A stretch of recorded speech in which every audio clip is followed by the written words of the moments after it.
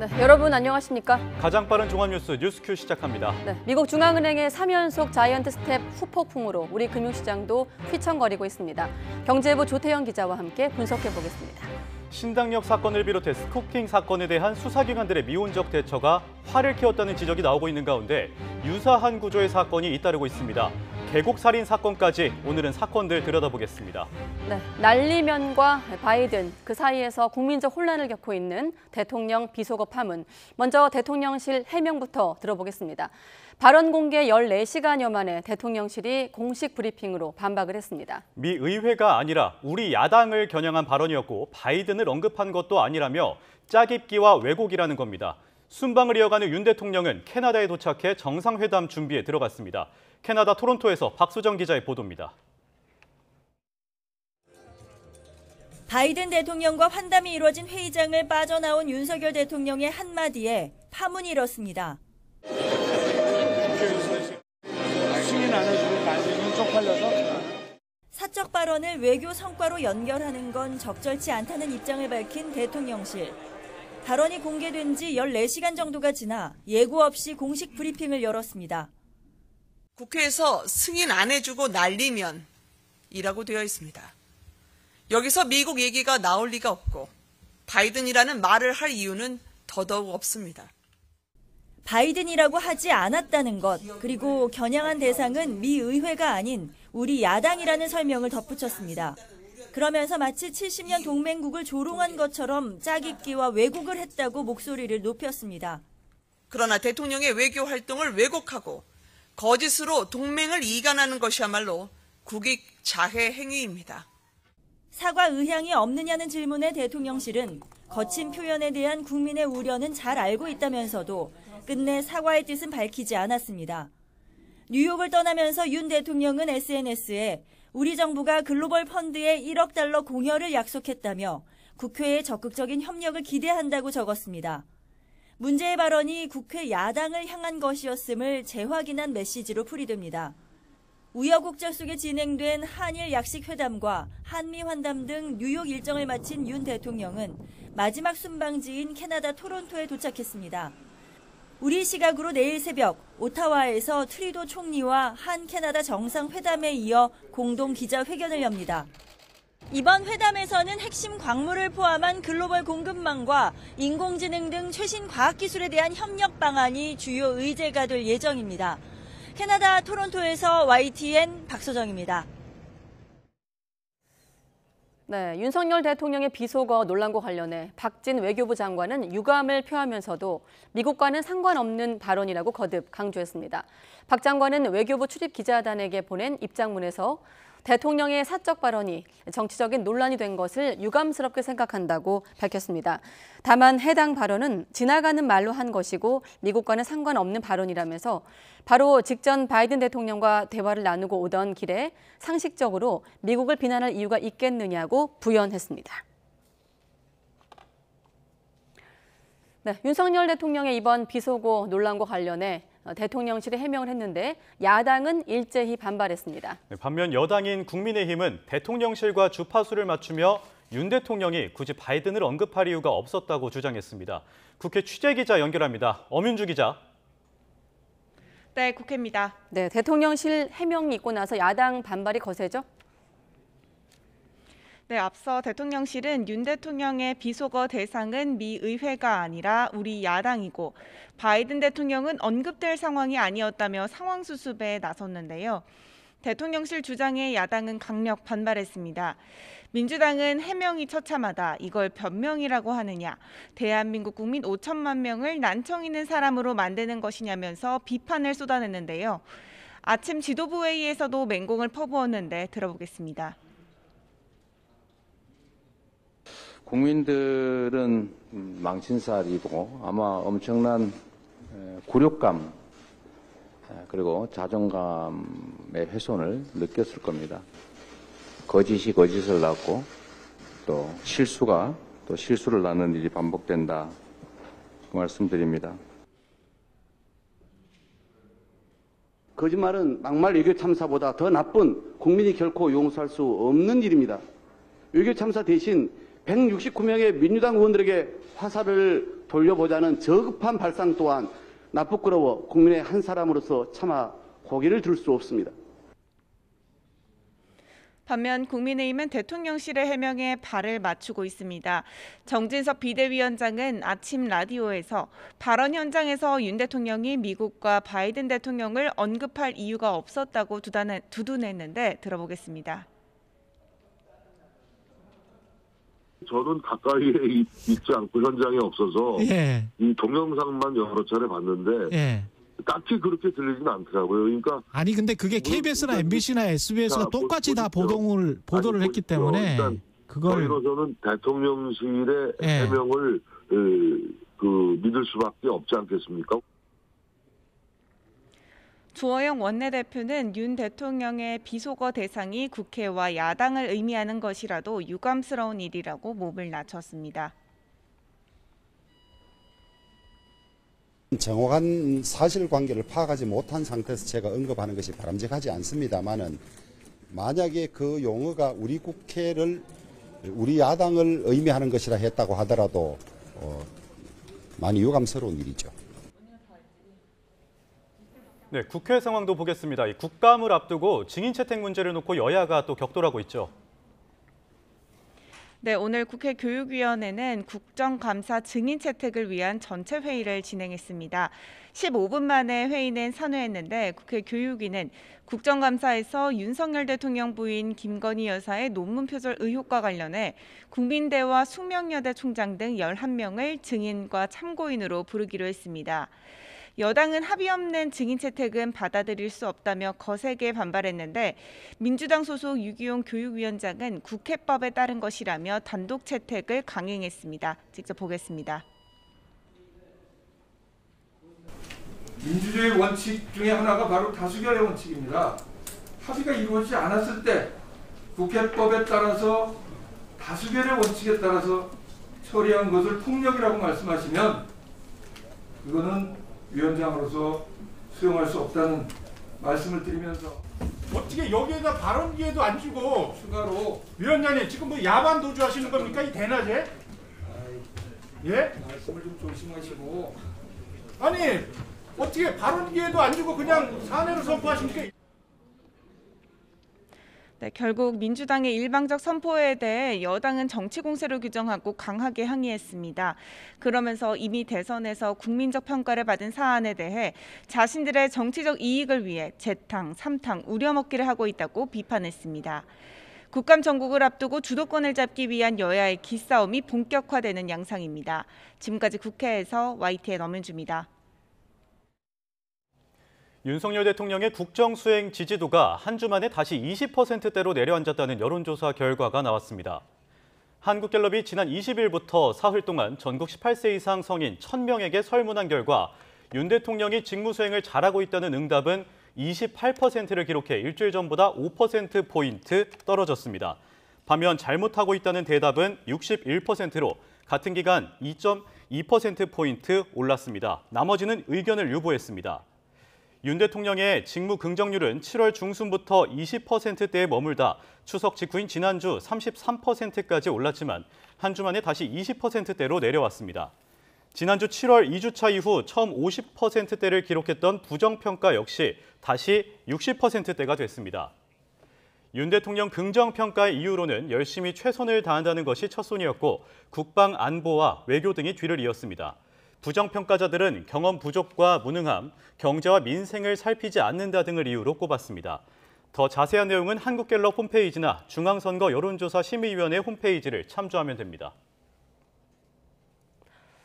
네, 재작년 종합편성 채널 재승인 심사 당시 점수가 조작됐다는 의혹과 관련해 검찰이 방송통신위원회에 압수수색에 나서고 있습니다. 당시 재승인 심사에 참여한 심사위원 일부도 압수수색 대상에 포함됐는데 당시 점수를 조작한 사실이 없다고 강하게 부인했습니다.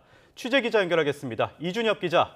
네, 사회일보입니다. 네, 방통위 압수수색 진행 중입니까? 네, 서울 북부지방검찰청은 오늘 오전 경기 과천시 방송통신위원회에 검사와 수사관을 보내 압수수색을 지금까지 하고 있습니다. 압수수색 대상은 종합편성 채널 재승인과 관련된 방송정책국과 운영지원과입니다. 이 밖에 일부 심사위원회의 사무실과 심사 담당 직원들 자택도 대상인 것으로 전해졌습니다. 검찰은 지난 2020년 종합편성채널 재승인 당시 TV조선의 점수가 낮게 수정됐다는 의혹을 들여다보고 있는데요. 앞서 감사원은 일부 심사위원끼리 평가 점수를 공유하고 의도적으로 점수를 낮게 수정한 정황과 진술을 확보해 지난 7일 대검찰청에 수사 참고 자료를 넘겼습니다. 재승인 심사 당시 TV조선은 방송의 공적 책임과 공정성 항목에서 210점 만점에 104.15점을 받았는데요. 총점이 높더라도 특정 심사 사항에서 배점 50% 기준에 못 미치면 재승인 거부까지 할 수 있는 상황이었습니다. 이에 대해 방통위는 여러 가지 조건과 공고사항을 붙여 TV조선의 조건부 재승인을 결정했습니다. 네, 방송통신위원회와 심사위원들의 입장은 어떤가요? 감사원이 검찰에 자료를 넘겼다는 보도가 나오자 방송통신위원회는 지난 8일 해명을 내놨는데요. 엄격하고 공정한 심사를 위해 분야별 외부 전문가로 심사위원회를 구성 운영했고 심사위원들은 외부 간섭 없이 심사와 평가를 했다고 설명했습니다. 또 감사원 감사를 받는 과정에서 이를 충실히 설명했다고도 해명했습니다. 취재진이 접촉한 당시 심사위원들은 한결같이 의혹을 부인했습니다. 한 심사위원은 YTN 취재진과의 통화에서 수련원에서 5박 6일 합숙을 하며 심사가 이뤄졌고 보안 요원들도 따라다녔다며 점수 조작은 어려운 환경이었다고 설명했습니다. 특히 점수 합산과 수정, 공표가 모두 하루 만에 이뤄져 조작을 시도할 겨를조차 없었다며 감사원에도 같은 취지로 말했다고 덧붙였습니다.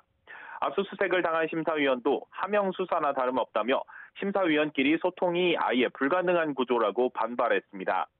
심사 마지막 날 회의에서 공식적인 논의를 하고 수정을 했을 뿐 절차상 부적절한 일은 없었다고 강조했습니다. 지금까지 사회 일부에서 전해드렸습니다. 네, 미국 3연속 자이언트 스텝의 후폭풍이 거셉니다. 네, 원달러 환율이 1,400원을 넘어서고 주식시장도 맥을 못 추고 있는데요. 미국의 긴축 정책이 국내에 미칠 영향을 경제부 조태현 기자와 함께 짚어보겠습니다. 어서 오세요. 네, 안녕하세요. 네, 방금 맥을 못 추고 있다고 하는데 네, 못 추고 오늘도 있죠. 맥을 못 쳤죠? 네. 그렇습니다. 이게 밤새 전 세계 주요국 증시가 대체로 좀 약세를 보이는 모습을 보였는데요. 네. 올해 들어서 전 세계 한 60개국 정도가 미국을 따라서 기준금리를 올렸습니다. 이러다 보니까 위험자산 시장에는 악재가 될 수밖에 없는 상황이고요. 우리나라 증시도 오늘 약세로 출발했습니다. 그러다 낙폭을 조금씩 키웠는데 결국에 코스피가 1.81% 내린 2290으로 장을 마쳤습니다. 2300선이 깨진 건데요. 네. 이게 지난 7월 이후에 한 2달여 만에 2300선이 깨졌습니다. 개인이 순매수에 나서긴 했는데 외국인이랑 기관이 순매도에 나서면서 이걸 이겨내지는 못하는 모습을 보였고요. 최근에 아무래도 관심을 가장 많이 받는 거다 그러면 원달러 환율이 될 수 있겠는데 네. 어제 굉장히 많이 올랐죠. 한 15원 넘게 올라서 1,400원대로 올라섰습니다.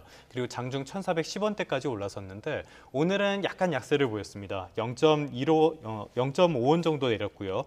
그래서 지금은 0.4원 내렸네요. 1,309.3원으로 마감을 했는데 이게 뭐 단기적인 상황으로 봐야 될 것 같습니다. 어제 너무 많이 오르기도 했고 네. 지난 2거래일 동안 20원 넘게 올랐거든요. 오늘도 장중에 1,410원을 한번 넘기도 했으니까 진정세에 접어들었다. 이렇게 보긴 좀 어려울 것 같습니다. 네, 이런 상황이 또 미국에서 나온 예상보다 강한 긴축 신호가 큰 영향을 미친 것 같은데 네. 이 시장에선 어떤 반응을 보이고 있나요? 사실 이번에 자이언트 스텝이라고 하죠. 75bp 금리를 올린 건 사실은 예상된 수준이었습니다. 그런데 문제는 시장에서 기대를 한 거는 이번에는 기준금리를 빠르게 올리지만 앞으로는 조금 속도 조절을 하겠다. 이런 것들을 기대를 했는데 이런 기대가 완전히 무너져 버렸죠. 파월 의장이 설명회를 하면서 네. 2% 그 정책 목표 금리가 있거든요. 여기에 도달할 때까지는 기준금리를 계속 높은 상태로 유지를 하겠다. 이러면서 전 세계가 좀 타격을 받고 있습니다.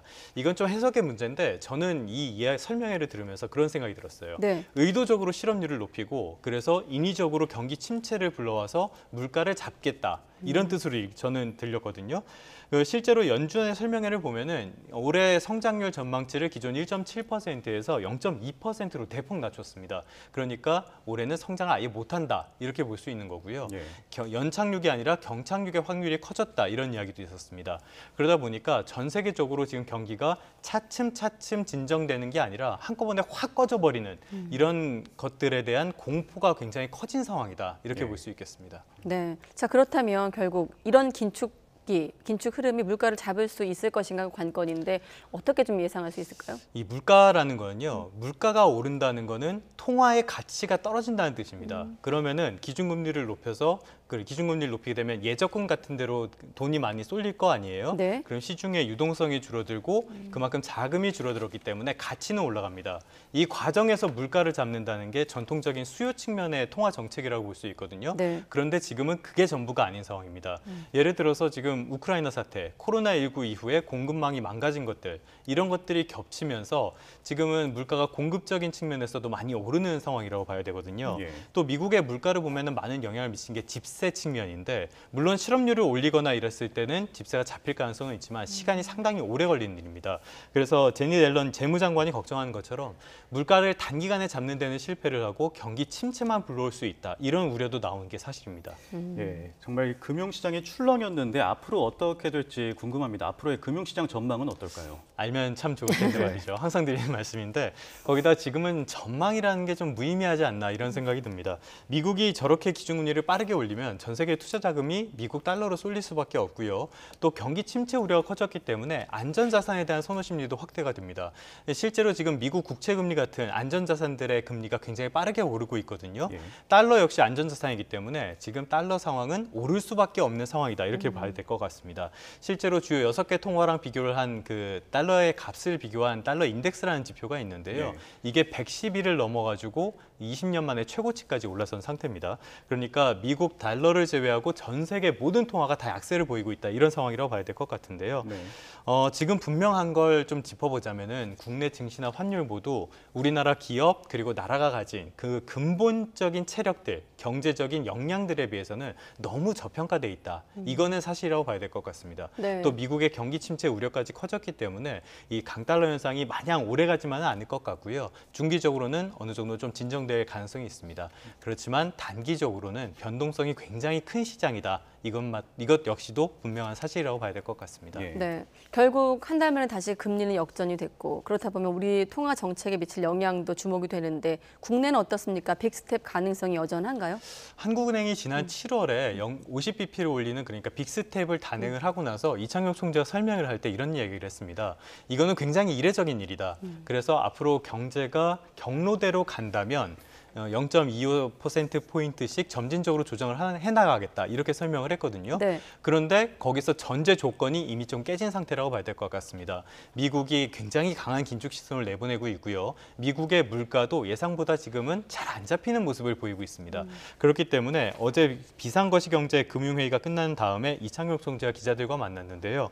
0.25%포인트 인상의 전제 조건이 많이 바뀌었다 이렇게 설명을 했습니다. 이 얘기는 소위 말하는 빅스텝의 가능성을 열어뒀다 이렇게 봐야 될 것 같은데요. 네. 말씀하신 것처럼 그 기준금리 역전이 된 상황에서 앞으로도 더 벌어질 가능성이 크기 때문에 지금 상황에서는 어떤 형태로든 조치를 하기는 해야 되는 상황이다라고 보면 될 것 같습니다.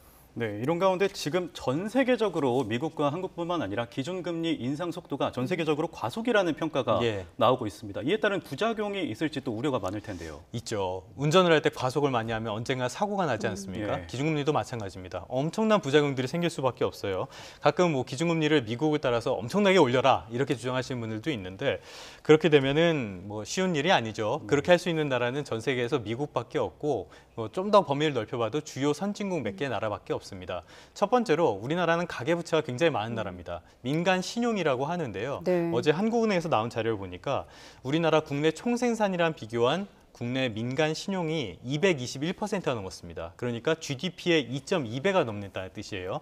그러면 기준금리를 높이면 어떻게 되겠어요? 이 사람들이 굉장한 이자 부담을 얻게 되겠죠. 예. 또 이렇게 말씀할 수 있습니다. 그 영끌족이나 이런 사람들의 문제 아니냐. 그런데 이자 비용이 늘어난다면 그만큼 어떻게 하겠어요? 소비를 줄일 수밖에 없죠. 네. 그럼 경제 한 축인 내수가 타격을 입는다는 뜻입니다. 모두의 문제가 돼요. 가계 소비 위축이. 그렇죠. 내수가 문제가 생기면은 가계 전반적인 경제가 문제가 생길 수밖에 없고요. 네. 근데 여기서 또 끝이 아닙니다. 기업들이 투자를 하려고 그러는데 금리가 비싼데 왜 지금 하겠어요? 그럴 이유가 없잖아요. 네. 그러면은 투자를 통해서 발생할 수 있는 고용 그리고 부가가치 창출 같은 것들이 다 미뤄지고 없어질 수밖에 없게 됩니다. 그러니까 경기 전반적으로 굉장한 타격이 불가피하다는 뜻이에요. 지금 하는 통화 정책, 미국이 하는 걸 보면은 미국은 어떻게 물가를 잡을 수 있고 버틸 수 있을지 몰라도 신흥국을 중심으로는 굉장한 타격이 불가피한 정책이라고 봐야 될 것 같습니다. 그래서 지금 정부도 굉장히 고심을 많이 하고 통화정책 측면에서도 어떻게 다음번에 뭐 빅스텝이나 이런 것들을 고심하는 것으로 보이는데요. 근본적으로 지금 미국의 통화정책에 대응할 정책 수단은 사실 없다고 봐야 됩니다. 그렇기 때문에 지금 정책 당국의 고심이 굉장히 깊을 것 같습니다. 네, 예. 뭐 상당 기간 지금 고금리, 고물가, 고환율의 악순환을 얘기하고 있는데 오늘은 그중에서도 고금리에 관해서 경제부 조태영 기자와 분석해봤습니다. 네, 고맙습니다. 네, 고맙습니다.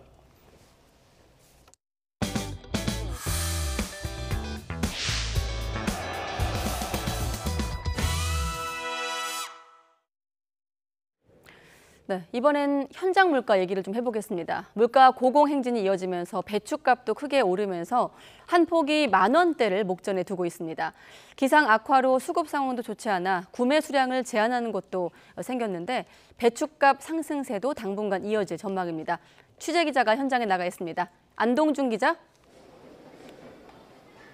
네, 하나로마트 서울 양재점에 나와 있습니다. 네, 배추가 10,000원에 가까워졌다고 했는데 마트에 오신 손님들 반응은 어떻습니까? 네, 이곳은 배추를 팔고 있는 채소 판매대입니다. 제가 아침 일찍부터 이곳에 나와 있었는데요. 손님들 반응은 대체로 비슷했습니다. 배추 가격이 너무 올라 부담스럽다거나 이대로 가다간 김장도 못하겠다는 반응이었습니다. 목소리 직접 들어보시겠습니다. 추석 때는 한 포기에 10,000원 넘어갔었거든요. 근데 요새는 조금 내려서 아직도 엄청 비싸죠. 시장 보기가 굉장히 두렵죠. 김치 담그기가 요새는 김치라기보다는 금치라는 게 말이 맞는 것 같아요. 밥상 물가가 고공행진을 이어가는 가운데 배춧값도 크게 올랐는데요. 한 달 전까지만 해도 한 포기에 소매가로 6,578원 정도 하던 것이 지금은 9,626원으로 3,000원 넘게 올랐습니다. 지난해와 비교해봐도 60% 넘게 오른 가격으로 한 포기에 거의 10,000원에 육박합니다. 배추를 비롯한 김장 채소 가격이 전반적으로 오르자 포장김치를 찾는 손님이 늘어 품절 대란을 겪기도 했는데요. 이곳에서는 한 달 전까지 1kg에 8,600원이던 포장김치를 1,500원으로 2,000원 가까이 올렸습니다. 높아진 배추값에 정부는 농협과 함께 수급 안정을 위한 조치에 나섰습니다. 농협은 한국농수산식품유통공사 지원을 받아 배추 3포기 한 망을 14,980원에 판매하고 있습니다.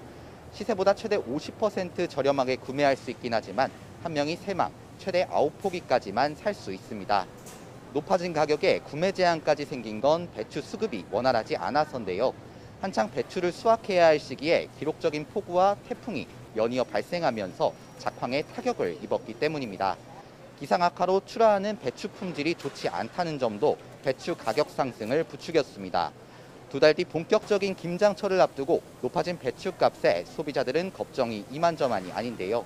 정부는 이번 주부터 10월 초까지 비축 물량 3,000톤을 시장에 공급해 배추 수급 불안을 해소하겠다는 계획입니다. 지금까지 하나로마트 서울 양재점에서 YTN 안동준입니다. 국제유가 상승세가 꺾이면서 지난달 생산자 물가가 1년 10개월 만에 처음으로 하락했습니다. 한국은행은 8월 생산자 물가지수가 7월보다 0.3% 낮은 120.12를 기록했다고 밝혔습니다. 지난 2020년 10월 이후 1년 10개월 만에 내림세를 보였는데 1년 전과 비교해보면 여전히 8.4% 높은 수준입니다. 정부가 최근 라면과 과자 등 가공식품을 중심으로 가격을 올리고 있는 식품업계에 대해 인상을 최소화해달라고 당부했습니다. 방기선 기획재정부 1차관은 비상경제차관회의를 주재하며 최근의 곡물 가격 안정세 등을 고려해 상생의 지혜를 발휘해달라면서 이같이 말했습니다. 정부는 다음 달 초까지 김장 채소 수급 안정 대책을 마련하고 배추 3,000톤과 무 1,200톤 등 공급 물량을 최대한 확대할 계획입니다. 일본이 다음 달 11일부터 외국인의 무비자 입국과 개인 여행을 재개할 계획입니다. 기시다 일본 총리는 미국 뉴욕에서 열린 기자회견에서 이같이 발표했는데 현재 하루 5만 명이던 입국자 상한도 없애기로 했습니다. 지난 2020년 3월 일본 정부가 코로나 확산으로 입국 규제를 강화하기 전 한국을 포함해서 약 70개 나라에서 온 사람들은 비자 없이 최장 90일간 일본에 머물 수 있었습니다. 네, 우리 국민 97%가 코로나19 항체를 보유하고 있는 것으로 확인됐습니다. 정부는 항체 보유율과 재유행 감소 상황 등을 고려해 실외 마스크 착용 의무를 완전히 해제하기로 했습니다. 취재기자 연결하겠습니다. 김연아 기자. 네, 사회 2부입니다. 네, 항체 조사가 국내 최초의 전국 단위 대규모 조사였다고 들었는데 97%가 항체를 갖고 있는 겁니까? 네, 그렇습니다. 방역당국은 5살 이상 9,900여 명을 조사한 결과 97.38%가 항체를 가지고 있었다고 밝혔습니다. 거의 전 국민이 코로나에 감염됐거나 백신을 맞아서 항체를 보유하고 있는 겁니다. 또 국민 5명 가운데 1명이 감염은 됐지만 확진자 집계에는 포함되지 않은 미확인 감염자였던 것으로 추산됩니다. 항체 양성률이 97%라니까 이제는 코로나 끝났다고 생각하시는 분들이 있으실 듯합니다. 하지만 항체 보유 자체가 곧 바이러스에 대한 방어력이 높다는 걸 의미하는 건 아니고 면역 항체는 시간이 지나면 감소하는 데다 새 변이 바이러스도 나타날 수 있습니다. 실제로 방역당국도 올 겨울쯤 또 한 차례 재유행을 예상하고 있는데요. 다만 97%가 항체를 가진 만큼 재유행이 와도 중증 화율은 상당 부분 낮출 수 있을 거라고 판단했습니다. 네, 김연아 기자, 당장 다음 주 월요일부터 스포츠 경기장 같은 실외에서는 마스크 쓰지 않아도 된다는 거죠? 네, 지금은 50명 이상이 모이면 야외라도 마스크를 써야 하는데 월요일부터는 말씀하신 대로 그럴 필요가 없습니다. 한덕수 국무총리는 중대본 회의에서 재유행의 고비를 확실히 넘어섰다며 실외 마스크 착용 의무를 전격 해제했습니다. 반면 실내 마스크 착용 의무는 독감이 유행하고 있고 겨울에 코로나19 재유행 가능성도 있어서 일단 유지하기로 했습니다. 오늘 신규 확진자는 2만 9천여 명으로 전주보다 2만 2천여 명 줄었고 위중증 환자는 399명, 사망자는 68명으로 집계됐습니다. 코로나19와 독감 동시 유행 우려도 한숨 돌렸는데요. 지난주 독감 의심 환자 수는 외래 환자 1000명당 4.7명으로 다시 유행 기준인 4.9명 아래로 떨어졌습니다. 지금까지 사회 2부에서 YTN 김연아입니다. 네, 검찰이 억대 금품 수수 혐의를 받고 있는 이정근 전 민주당 사무부총장을 소환했습니다. 이 씨는 한쪽의 일방적 주장이라며 혐의를 전면 부인했습니다. 나혜인 기자의 보도입니다. 이정근 전 민주당 사무부총장이 취재진 앞에서 마스크를 벗습니다. 각종 청탁을 들어주겠다며 억대 뒷돈을 챙긴 혐의로 피의자 조사를 받고자 검찰에 공개 출석한 겁니다. 이 씨는 혐의를 전면 부인했습니다. 여러분들이 알고 있는 그 분쟁, 그 상대방과 민형사 소송을 지금 수개월째 진행하고 있습니다. 한쪽 일방적인 주장만 보도들을 해주셔서요. 그게 저한테는 굉장히 답답했습니다. 이 씨는 지난 2019년부터 3년 동안 사업가 박모 씨에게서 수억 원대 대가성 금품을 받은 혐의를 받습니다. 구체적으로는 마스크 생산업체의 인허가나 공기업 인사청탁을 받고 그 대가로 돈을 챙겼다는 의혹이 거론되고 있습니다. 하지만 이 씨는 박 씨와 불법 자금을 주고받은 적 없다는 입장입니다. 급하게 돈이 필요할 때 모두 합쳐 7억 원을 빌렸고 아직 다 못 갚았는데 박 씨가 허위 주장을 퍼뜨리며 법적 분쟁을 일으켰다는 겁니다. 앞서 이 씨 집과 사무실을 압수수색한 검찰은 이들의 돈 거래 배경에 불법 청탁이 있었다고 의심하고 있습니다. 박 씨 수행 기사나 가족 등 차명 계좌로 돈이 오간 정황도 확인했습니다. 특히 검찰은 다른 유력 정치인들이 지난 20대 총선부터 잇따라 서울 서초갑 지역구에서 낙선했던 이 씨의 뒤를 봐줬을 가능성도 주목하고 있습니다. 사업가 박 씨는 여러 차례 검찰 조사에서 이 씨가 지난 정부 청와대나 민주당 핵심 인사들과의 친분을 앞세워 돈을 빌려갔다고 주장했습니다. 검찰은 사실관계를 확인하고자 이 씨 휴대전화에서 민주당 핵심 인사들과의 통화 기록 등을 확보한 것으로 전해졌습니다. 이 씨는 이번 사건과 별개로 지난 3월 재보궐선거 때 선거운동원에게 기준치를 넘는 돈을 지급한 혐의로 기소돼 1심 재판을 앞두고 있습니다. YTN 나혜인입니다.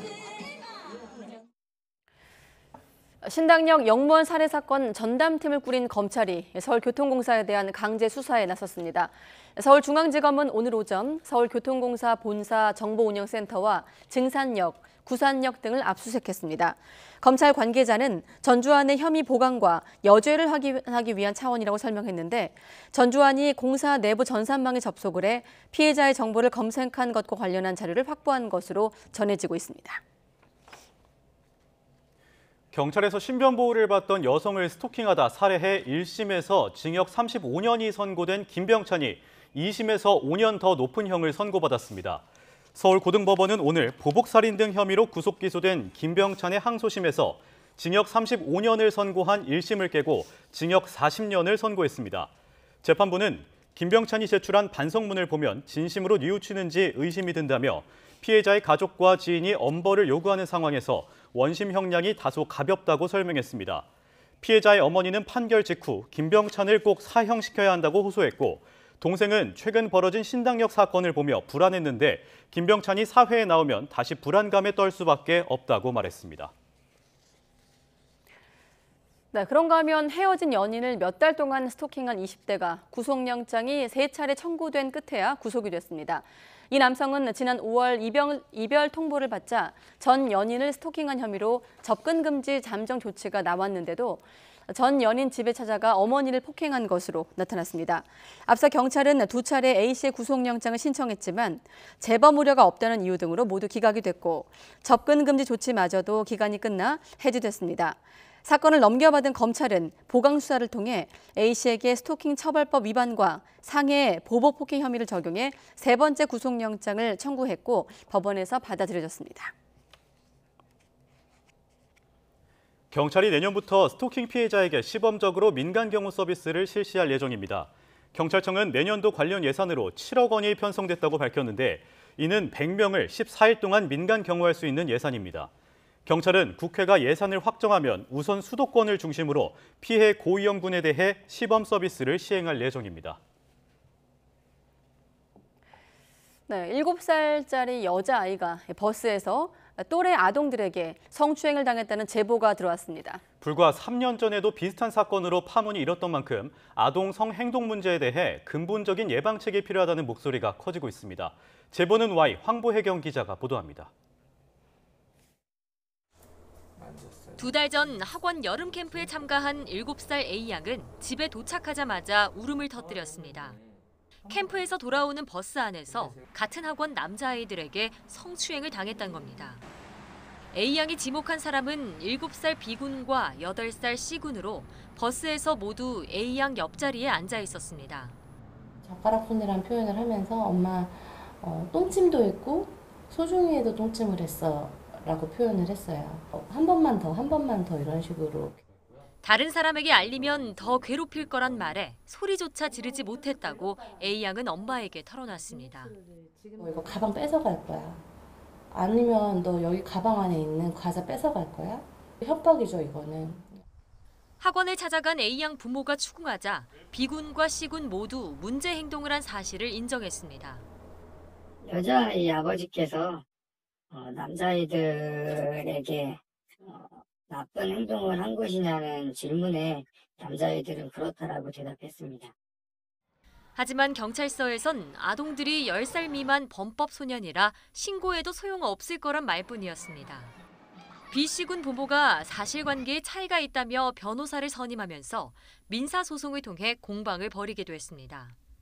내년이면 모두 같은 초등학교에 다녀야 하는 상황이라 A양 부모는 동네를 떠나야 하나 고민입니다. 혹시라도 마주칠까 봐 엄청 신경 쓰고 마주치면 우리 애를 어떻게 보호해야 되지 그런 생각을 항상 하고 있는데 너무 참담하죠. 왜냐하면 이런 류의 사건들의 결론을 보면 항상 피해자들이 숨고 피하고 도망가고 오잖아요. 앞서 지난 2019년 경기 성남시 어린이집에서도 5살 여자아이가 또래 원아에게 성추행당하는 사건이 벌어졌습니다. 형사처벌이 불가능한 만큼 피해 아동 측에선 민사소송을 제기했고 얼마 전 1심 재판에서 남자 아동 부모와 어린이집 원장이 피해 여아 부모에게 1,500만 원을 배상하란 선고가 내려졌습니다. 당시 아동 간 성사건 예방책을 두고 갑론을박이 오가는 등 사회에 큰 파장이 일면서 재작년 보건복지부가 관련 지침을 만들었습니다. 아동의 자연스러운 성행동과 위험하거나 우려할 만한 성행동 특성을 구분하고 상황별 대응 방법을 제시한 건데 과연 보육 현장에서 제대로 지켜지고 있는지 의문이란 목소리도 나옵니다. 영유아의 성행동 문제에 대처하기 위한 매뉴얼들을 만들었는데 이게 이제 현장에 뿌리 내리지 않았기 때문에 좀 나타났던 일이 아닌가 이렇게 좀 보이고요. 타인과의 관계에서 지켜야 될 선 이런 것들에 대해서 그걸 알려줘야 될 책임은 어른들한테 있는 거거든요. 잦은 미디어 노출로 성에 호기심을 갖는 연령대가 낮아지고 있는 만큼 발달 단계에 맞는 성교육으로 호기심과 폭력의 경계를 명확히 하는 게 근본적인 예방책이 될 수 있습니다. YTN 황보혜경입니다. 오늘 오전 10시 15분쯤 충북 단양군 적성면에 있는 백운석 광산 갱도에서 암석 일부가 무너졌습니다. 무너진 암석이 작업 중이던 굴착기를 덮쳤는데 53살 A씨가 구조됐지만 심정지 상태로 병원으로 옮겨졌습니다. 경찰과 소방당국은 이번 사고가 어제 발파 작업 이후 벽면에 붙어있는 부석을 제거하는 과정에서 벽면 일부가 무너지면서 발생한 것으로 보고 있습니다. 오늘 아침 8시쯤 강원도 원주시 신림면 부산 방향 중앙고속도로에서 공사를 위해 세워놓은 신호수 마네킹을 승용차가 들이받았습니다. 이 사고로 승용차 운전자 26살 A씨가 머리 등을 다쳐 의식을 잃고 병원으로 옮겨졌습니다. 어제 오후 1시 40분쯤 대전 안영동 뿌리공원 하상주차장에서 40대 여성 A씨가 몰던 승용차가 하천으로 추락했습니다. 당시 신원 미상의 한 남성이 뛰어들어 8분 만에 A씨를 무사히 구조하고선 인적 사항도 남기지 않은 채 자리를 떠났습니다. 위병소 근무 중 후임에게 레이저 포인터 불빛을 잡으라며 괴롭힌 선임병에게 벌금 150만 원이 선고됐습니다. 선임병 21살 A씨는 지난해 10월 인천의 한 군부대 위병소에서 야간 근무 중에 일병 B씨에게 레이저 포인터 불빛을 잡으라며 300m 거리를 뛰게 하는 등 가혹 행위를 한 혐의로 재판에 넘겨졌습니다. 네, 주말인 내일 민주노총이 서울 도심에서 9천여 명이 참석하는 대규모 집회를 예고해 교통 혼잡이 예상됩니다. 민주노총은 오전엔 세종대로와 지하철 4호선 삼각지역 쪽에 무대를 설치하고 오후에는 숭례문 로터리와 광화문 로터리, 안국 로터리를 오가며 행진할 예정입니다. 경찰은 집회 구간 도로를 지날 경우 지하철 등 대중교통 이용을 권장하고 운전 시 교통경찰의 수신호 통제를 준수해달라고 당부했습니다. 네, 세종시에 있는 한 대학가에서 택배 기사들이 원룸 1층에 택배를 무작정 놔두고 간다는 제보가 들어왔습니다. 입주자들은 기사들에게 문 앞까지 배송해달라고 직접 요구하고 택배사에도 수차례 항의했지만 1층에 택배를 두고 가는 상황이 바뀌지 않고 있다고 말했습니다. 제보는 Y 양동훈 기자입니다. 원룸 건물 1층 입구에 택배들이 놓여 있습니다. 3, 4층은 물론이고 2층에 가야 할 택배까지 1층에 배송돼 있습니다. 택배 보관 장소가 아니라는 종이 바로 아래 택배 상자가 버젓이 놓여 있습니다. 세종시 조치원읍 대학가 원룸촌에서 흔하게 마주치는 광경. 택배 기사들이 엘리베이터가 없는 원룸들로 온 택배를 1층에 그냥 놔두고 가는 겁니다. 택배 기사들이 1층 현관에만, 공동 현관에만 물건을 멋대로 두고 문자로는 통보하는 식으로. 택배 기사들의 맘대로 1층 배송은 지난 3월부터였습니다. 원룸 건물 입구마다 누군가 택배 보관소 스티커를 붙였고 그 뒤로 스티커 아래 택배가 쌓이기 시작했습니다. 입주민들이 스티커를 떼고 항의도 했지만 번번이 무시당했습니다. 이제 집 앞에 놔달라고 부탁을 드리긴 하는데 거의 약간 알겠다고 대답을 하시면 결국 1층에 나와 있는 경우가 좀 많았고 택배 기사들은 원룸촌 거주자가 계속 늘고 있는 데다 새학기나 명절 시기에는 물량이 너무 많아서 어쩔 수 없이 이렇게 하고 있다고 답변했습니다. 하지만 학생들 얘기는 달랐습니다. 택배가 몰리는 명절이 아니어도 또 가벼운 물건 한두 개를 배송할 때도 1층에 그냥 놓고 간다고 반박했습니다. 불편함과 함께 분실 우려를 호소하고 있습니다. 분실의 위험이 걱정이 제일 컸고요. 그리고 이제 보이고 싶지 않은 물건들이 있는데 그런 것까지 다 노출되는 게 좀 불편하더라고요. YTN 취재 결과 CJ 대한통운, 로젠, 롯데, 한진, 우체국 등 주요 택배사 모두가 1층에 택배를 두고 간 적이 있는 거로 드러났습니다. 이 가운데 롯데택배는 관련 민원을 잇따라 접수한 뒤 현장 택배기사와 소통을 거쳐 정상적인 배송을 하고 있다고 밝혔습니다. 하지만 다른 택배사들은 여전히 1층으로 택배를 배송하고 있습니다. 국내 업계 1위인 CJ대한통운의 경우도 택배기사들에게 제대로 배송해달라고 요청하고 있다고 밝혔지만 6개월이 다 되도록 상황은 바뀌지 않고 있습니다. 택배는 우편물이나 짐, 상품을 요구하는 장소까지 직접 배달해주는 일입니다. 엘리베이터가 없어 힘들다는 이유로 비용을 내고도 합당한 서비스를 못 받고 있는 학생들은 택배 회사들의 시급한 개선을 요구하고 있습니다. 택배비를 부담을 하고 그에 상응하는 서비스 문 앞에까지 갖다 준다든지 그런 걸 원했는데 편한 공간에다 그냥 내버려 두고 홍보를 하는 식이 조금 황당했습니다. YTN 양동훈입니다. 네, 스토킹 살해 혐의로 1심에서 징역 35년을 선고받았던 김병찬이 오늘 항소심에서 더 무거운 형을 선고받았습니다.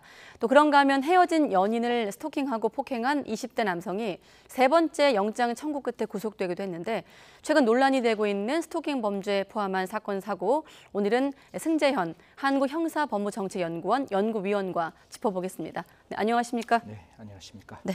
먼저 스토킹 사건을 좀 네. 돌아볼 텐데 최근 어떤 스토킹 사건들과 좀 유사한 구조를 갖고 있거든요. 헤어진 연인을 스토킹하고 폭행한 20대 남성 세 번째 영장 청구 끝에 구속이 됐습니다. 사실 구속영장 발부가 이렇게 어려울 수 있느냐라는 생각은 이제 제 머릿속에 드는 것이고 네. 지금 이제 이 사건 그냥 시청자 여러분과 우리 앵커와 한번 고민을 해보면 스토커가 사람을 정당한 이유 없이 따라가서 네. 뭔가 괴롭혔어요. 괴롭히고 난 다음에 이 피해자가 신고했단 말이에요. 신고해서 저 사람 나한테 오게 못하게 해주세요라고 해서 경찰이나 법원이 너 가면 안 돼. 100m 네. 접근 금지. 그리고 너 문자하면 안 돼. 문자 금지를 했단 말이에요. 예. 그리고 뒤에 다시 그 사람을 찾아가서 전화하고 문자 보내면 이거는 단순한 긴급조치 위반이 아니라 그 자체가 스토커예요. 네. 그리고 잠정조치를 위반하면 잠정조치 위반으로 그 행위로 벌금을 그 행위로 어떤 징역형을 살리는 게 아니라 네. 그 위반하는 행위가 자체로 저는 범죄가 된다. 이거는 제가 봤을 때 확실한 거고 그러면 보세요. 앞에는 영장이 안 나왔지만 그 영장 안 나온 이유가 뭐 재범의 위험성이나 피해자의 위해가 없기 때문에 안 나왔을 거 아니에요. 네. 근데 그 뒤에 그 긴급 조치를 위반하고 그 잠정 조치를 위반하고 또 그 사람에게 찾아가서 정당한 이유 없이 괴롭히면 그 행위 자체가 제가 봤을 때는 재범의 위험성 그 행위 자체가 제가 봤을 때는 피해자의 위해가 있는 거기 때문에 뒤에 있는 긴급조치나 잠정조치 위반은 네. 그 위반 조치로 과태료나 또 다른 어떤 형벌을 과하는 게 아니라 수사기관은 그 행위를 자체로 스토킹으로 보고 뒤에 있는 행위, 앞에 있는 행위 다음에 뒤에 있는 행위로 인한 뭐 재범의 위험성, 주요 참고인 등의 위해의 우려를 등을 들어서 저는 적극적으로 구속영장 청구하고 지금같이 2번 기각됐다 할지라도 세 번째는 반드시 구속영장 나올 수 있도록 좀 적극적인 어떤 영장 청구가 필요하지 않을까 그렇게 생각합니다. 그러면 위원님 말씀은 아까 그 화면 속에서 접근 금지 잠정 조치 어겼을 때 그때 좀 더 수사기관이 적극 개입했어야 된다 네. 이렇게 보시는 거군요. 저 요번에 우리 전시 사건에도 보더라도 제가 가장 안타까운 거는 네. 그 전시 사건을 맡고 있던 법원이 있었어요. 이 법원이 앞에 있는 성폭력 사건으로 지금 영장이 쳤는데 영장이 기각이 됐잖아요. 네. 그리고 이 사람이 불구속 상태에서 재판을 받는 과정에 또 피해자에게 스토킹을 해서 이 사건까지 병합되는 거잖아요. 네. 그러면 뒤에 있는 행위가 분명히 제가 봤을 때 피해자에 대한 위해의 우려가 있었으니 이 법원이 적극적으로 직권으로 구속을 했었어야 되는데 그런 구속을 안 한다는 게 제가 봤을 때는 좀 스토킹을 여전히 가벼운 범죄로 보는 법원의 시각이 있는 게 아닌가. 이건 뭐 사실 법원의 시각의 문제가 아니라 우리 입법자가 잘못했는 거죠. 앵커께 물어볼게요. 3년 이하의 징역이 협박이거든요. 우리 형법상. 협박으로 영장 청구 잘 나오는 거 혹시 사건 처리하면서 보셨습니까? 뭐 제가 직접 사건을 처리하지는 그럼 않습니다만 많은 보도를 방송- 보면 예. 쉽지 않은 일이죠. 그리고 네. 만약에 제가 판사예요. 이게 반의사 불벌이거든요. 네. 제가 영장 빡 발부를 했어요. 그리고 영장 막 이렇게 구속돼가 있는 상태에서 피해자가 어떤 이유에서 만약에 반의사 불벌의 의사표시를 해버리면 네. 이 구속되는 게 사실 아무런 의미가 없어지는 거기 때문에 판사된 입장에서는 영장을 발부하기가 쉽지는 않아요. 그래서 제가 봤을 때 형량도 좀 변경할 필요가 있을 뿐만 아니라 지금 뭐 법무부나 아니면 여가부에서 이제 와서 반의사 불벌죄를 폐지하겠다고 하는데 저는 처음부터 좀 폐지했으면 좋겠다. 그렇게 의견을 많이 피력했는데 지금이라도 반의사 불벌의 그 조건은 좀 없어져야 되지 않느냐. 그래야지 판사들 입장에서는 내가 구속했는 사건이 언제라도 그 반의사 불벌로 이 사건이 덮일 수 있는, 이 사건이 더 이상 수사가 안 될 수 있는 그런 어떤 염려를 떨칠 수 있지 않을까 생각합니다. 네, 그리고 또 한 가지가 경찰에서 신변보호받던 여성을 스토킹하다가 살해한 혐의로 재판에 넘겨졌던 김병찬 항소심 선고에서 5년이 더 늘었거든요. 그래서 2심에서 징역 40년. 어떤 의미의 판결입니까? 뭐 1심 35년 나왔을 때 저도 약간 개탄했습니다. 이런 사건을 가지고 어떻게 유기징역이 나올 수 있을까? 검찰은 무기징역을 그러니까 구형했기 때문에. 피해자는 사형을 요청했고 네. 검사는 무기징역을 구형했고 법원은 35년을 했는데 지금 이제 항소심에서 40년으로 늘렸어요. 그러면 제가 한번 설명드려 볼게요. 유경의 상한이 30년이에요. 그걸 아무리 가중해도 경합 가중은 45년밖에 안 되는 거예요. 그러면 제일 처음에는 그 법정형 30년에서 5년만 올렸지만 지금은 가장 높은 형에서 5년을 내렸는 거거든요. 네. 그래서 어떻게 보면 유경에서는 가장 높은 형이 나왔다라는 점을 이야기할 수 있는데 한번 제가 설명드려 볼게요. 이건 그냥 제 생각입니다. 네. 사형이 있으면 그 사형이 가장 무거운 범죄죠. 근데 지금은 사실 사형이 집행되지 않잖아요. 그러면 우리나라에서 가장 무거운 형은 무기징역이라고요. 그럼 판사된 입장에서는 정말 죄질이 가장 나쁜 2명, 3명, 4명을 죽였을 때야만 가까스로 무기가 최고형이니까. 네. 그러니까 무기형을 선택하는데 좀 주저함이 있으니까 이거는 그냥 입법자가 판단해야 되고 국민들이 판단하셔야 되는 문제지만 최고의 형종은 우리 법에는 사형으로 되어 있어요. 그러니까 사형이 빼버리니까 무기징역이 가장 무거운 형이다 보니까 법원의 입장에서도 자꾸 무기형보다는 유기형을 선택하는 게 아닌가. 그래야 무기형을 선택할 수 있는 룸이 만들어지니까요. 그래서 네. 이런 부분도 좀 이렇게 적극적으로 국회와 법무부와 헌법재판소가 좀 같이 고민해야 되는 부분이 아닌가. 곧 뭐 사형에 대한 위헌 여부 판결도 나온다는데요. 네. 같이 한번 지켜봤으면 좋겠습니다. 며칠 전 나온 보도를 보면 스토킹 살인 사건 같은 경우 계획 범죄 비율이 다른 살인 사건보다 높지 않았습니까? 그 말은 바꿔 말하면 막을 수도 있다는 건데 그럼요. 아까 중요한 대목이기 때문에 아까 접근 금지 잠정 조치 이 부분을 언급하셨거든요. 자, 이런 사건, 스토킹 사건이 접수됐을 때 어떤 단계에서 수사 당국이 조금 더 적극 개입해야 되는지 다시 한번 좀 짚어주시죠. 네, 사실 아까 말씀드렸다시피 저는 모르겠습니다. 입법자가 이야기하고 있는 스토커에게 네. 100m 접근 금지와 문자를 보내지 마라. 이 내용은 저는 아무런 의미가 없을 것 같아요. 사실 피해자와 가해자가 적극적으로 분리되고 가해자가 피해자에게 공격하러 가는 시간보다 국가공권력이 피해자에게 더 빨리 보호하러 가야지만 피해자의 목숨을 지킬 수 있는 거거든요. 네. 그러려면 지금 우리가 갖고 있는 것 중에 가장 큰 공백은 가해자의 위치 정보를 모른다는 거예요. 피해자가 아무리 스마트워치를 가지고 제가 이걸 구해달라고 눌러도 100m 접근 금지잖아요. 한 100m 앞에 있는 사람이 저에게 공격하러 온다면 그건 20초 미만이라고요. 국가공권력이 아무리 빨리 출동해도 2분 걸릴 거 아니에요. 네. 이미 그런 사건 때문에 피해자의 목숨이 뺏겼다면 구해달라고 요청하고 내 생명을 지켜달라고 국민이 이야기했다면 국가공권력은 지켜야 되는 거예요. 거기는 예외가 없거든요. 그러면 네. 적어도 가해자의 위치 정보 정도는 확인돼야 되지 않느냐. 이것도 누가 오해하시던데 가해자의 위치 정보 저렇게 발찌 채우는 거 아니라고요. 우리가 이야기하는 법무부가 이야기하는 거는 스마트워치나 아니면 우리 코로나19의 앱을 깔듯이 그 사람의 위치 정보를 확인하자는 거니까 적어도 그런 위치 정보 정도는 확인할 수 있는 잠정 조치 1호, 2호, 3호 다음에 바로 1개월 유치가 아니라 그 사이에 분명히 위치 정보를 확인할 수 있는 새로운 제도는 이거는 선택의 문제가 아니라 당위의 문제로 당연히 입법이 되어야 한다라는 말씀드리겠습니다. 네, 알겠습니다. 다른 사건도 좀 들여다보겠습니다. 추석 연휴에 숨진 부산 모녀 사건도 주목받는 사건 중에 하나인데 당시 모녀가 경제적인 좀 어려움 때문에 극단적 선택을 했을 가능성이 제기되고 있는데 다른 얘기도 좀 나오고 있어요.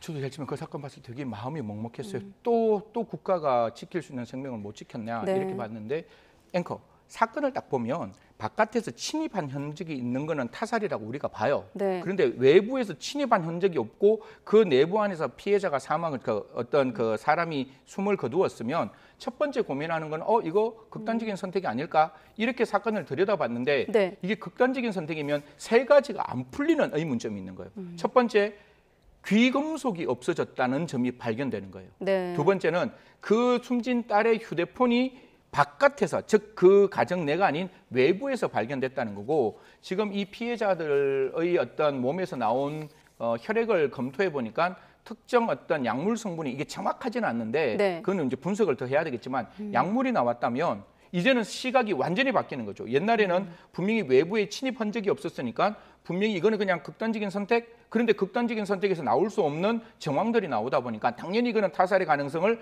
생각하고 수사를 할 수밖에 없는 대목이죠. 네, 지금 보면 생존한 아들 몸에서도 같은 네, 약물 네, 네.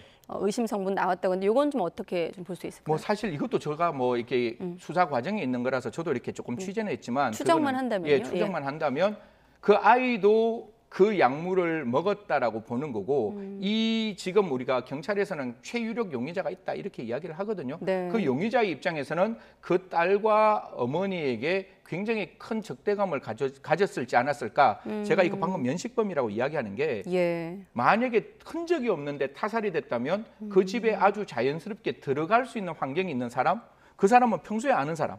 그렇기 때문에 들어가서 음식까지 같이 먹을 수 있었기 때문에 이게 흔적이 없는 상태에서 피해자의 타살 가능성이 있으면 그거는 당연히 주변에 있는 사람을 가장 폭넓게 수사하는 게 맞고 지금 저 경찰의 입장에서는 뭐 유력한 용의자가 있다 이렇게 이야기하니까 곧 이 사건의 전말은 좀 드러나지 않을까 그렇게 생각합니다.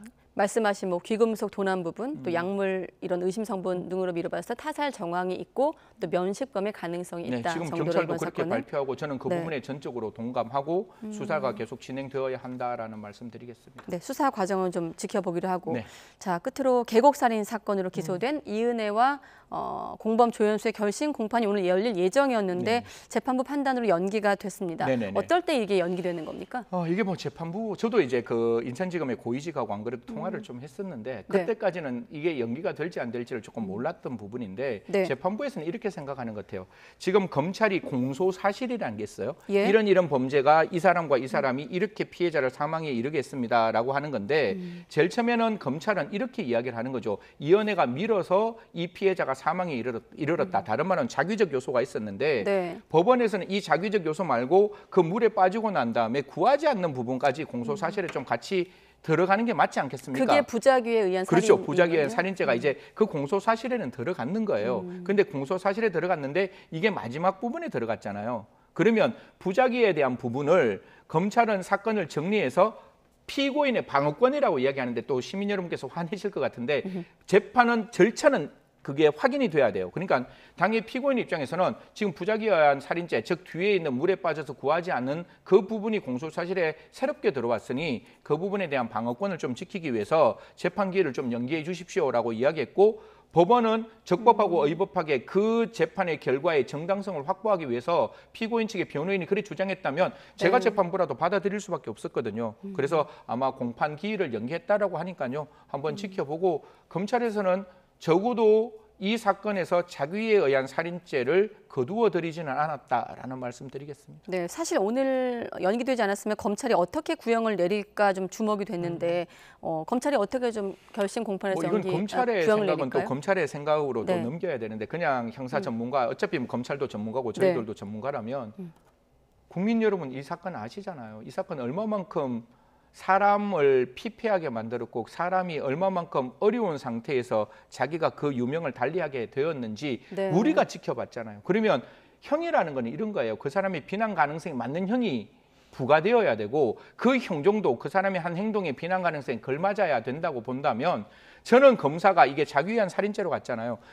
그렇다면 유기징역형을 구형하지는 않고 좀 무기 쪽으로 구형하지 않을까. 그렇게 저는 생각하고 그 무기를 구형한다면 법원도 적법하고 의법하게 그 피해자의 마음을 좀 어루만지고 국민들의 시각에 맞는 선고 영향을 만들었으면 하는 마음이죠. 자, 검찰은 이번 사건이 자기와 부작위에 의한 살인이 결합해 있지만 전반적으로는 좀 자기로 본다는 것이 타당한 입장이고 아까 재판부 설명을 이번 사건에 대한 자기와 부작위에 대한 설명이 좀 있었는데 앞으로 그럼 이번 사건의 핵심 쟁점은 이 부분이 되는 겁니까? 뭐 사실 자기라는 거는 쉬운 거예요. 그 다이빙을 할 때 탁 이렇게 밀었으면 그건 자기로 그냥 끝나면 되는 거예요. 그냥 자기한 살인인데 이게 입증이 안 될 수 있잖아요. 밀었다는 게. 그러면 이제 부작위인데 언제부터 부작위가 딱 발생하는가 하면 물에 빠졌어요. 빠지는 순간 나가 구해야 돼요. 부인이니까. 그 구해야 되는데 그 구하지 않겠다라고 마음의 결심이 서면 그 보증인적 주의에서 살인의 고의가 발생하는 거거든요. 그러면 어느 순간에 그 순간에 고의가 발생했는지 이 두 가지를 공판정에서 누구를 설득시켜야 되는가 하면 판사를 설득시켜야 되는 거예요. 그럼 판사에게는 미뤘다는 점을 입증해야 되는 거고, 만약에 미뤘다는 점이 입증 안 된다면 다음 단계의 논의를 해야 되겠죠. 그러면 이 시점에서 분명히 구할 수 있는데 이 사람은 의도적으로 저 사람이 죽어도 괜찮다는 의도하에서 구하지 않았다는 것을 우리에게 설득하는 게 아니라 판사의 마음에 합리적 의심을 넘는 고도의 개연성으로 이게 맞다라고 설득했을 때 살인의 유죄가 나올 것이라고 저는 생각합니다. 네, 알겠습니다. 검찰이 어떤 좀 구형을 할지 한번 지켜보겠습니다. 승재현 연구위원과 함께했습니다. 고맙습니다. 네.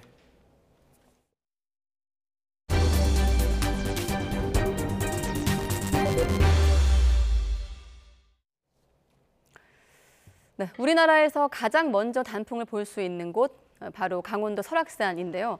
최근 일교차가 큰 가을 날씨가 이어지면서 설악산 정상부터 붉은 단풍이 물들기 시작했습니다.